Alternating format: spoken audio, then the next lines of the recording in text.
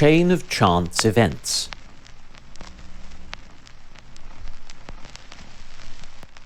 Please, kindly tell me, Dr. Garmin, how any moderately active mortal aiming to stay objectively fit by society's ever-shifting standards can possibly rise and comply with your tactile orders to dash off the next in a sequence of random daily move goals when your discombobulated bearings can't even determine their global whereabouts. Throughout the opening 2 miles of this mundane coastal canter,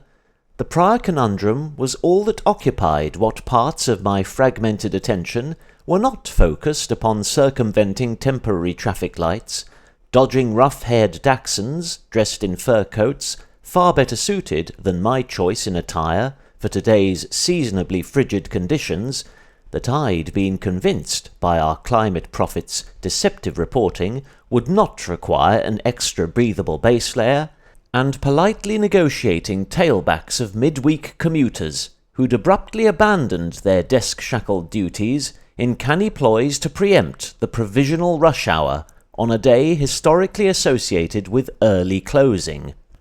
Though the aforementioned tradition, or indeed state of being, might only now apply to one's local post office, the odd boutique coffee shop, together with its small batch supplier of home-baked bread, biscuit, cake and pastry-based snacks,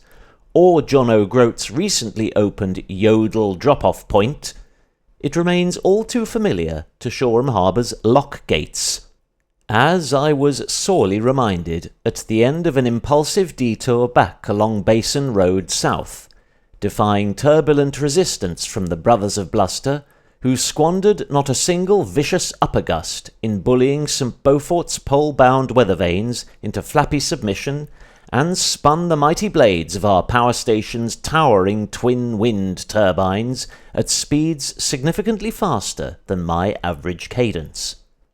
The vessel patiently awaiting admittance to our vicinity's maritime parking lot was a battle-scarred trawler, christened after that radiant celestial body one can only regard on a clear dawn. When this barely seaworthy contraption thrummed across the threshold, it appeared to tilt right, as though overburdened by the scaly fruits of its crew's hard labours, or perhaps just to remind its negligent captain that the bilge was about to burst. Waiting an inevitable eternity whilst the harbour's drawbridge closed, and for its safety-conscious barriers to grant a growing queue of land-dwelling entities passage over peaceful waters, my wandering eye spied at least one hawkish herring gull, perched atop of the referenced boat's crow's nest, fully intent upon making quick crab meat of whatever fishy consignment had been ethically trawled from the channel's hotly contested depths, long before it could gratify the picky penchants of our quaint seaside town's poultry-loathing pescatarians, flocking to its marine-themed takeaways for a hand-filleted hunk of batter-pickled pollock, triple-fried to fluorescent orange perfection, but not under any circumstances swaddled in a copy of last week's Sunday Mirror,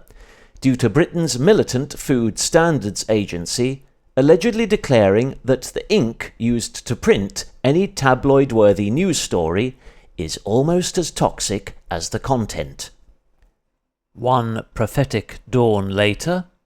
and turning hastily to the performance-related ride data that Strava's synthetically savvy cyclo-analysts are itching to riffle through and reel off key statistics from, like the certified crank amateurs they really are,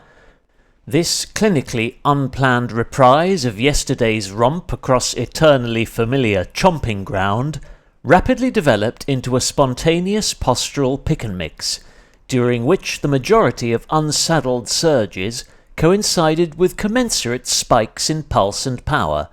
that collectively peaked at 90% of my physical and functional limits. Overall, metered bang fell roughly half a zone short of what should have been possible for a monitored 45-minute thrash,